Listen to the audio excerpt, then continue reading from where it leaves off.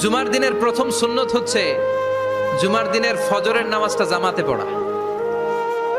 সবাই কয় খাইছে, হুজুরে ধরছে জায়গা মতো, আসল জায়গায়।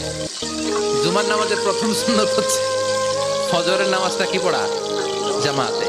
আফদালুস সালাওয়াত ইনদাল্লাহি সালাতুল ফাজরি ফি ইয়াউমিল জুমআতি ফি জামাআহ।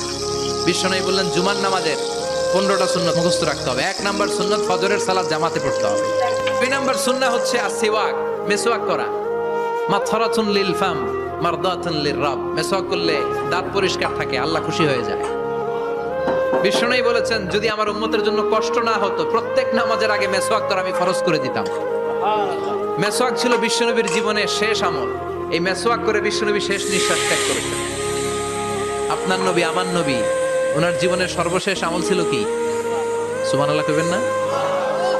বিশ্বনবী জাইতুনের ডাল দিয়ে মেসওয়াক করতেন। বিশ্বনবী বলতেন নি'মা সিওয়াকিয়া জাইতুন ফাইন্নাহু সিওয়াকি ওয়া সিওয়াকুল আম্বিয়া মিন ক্বাবলি।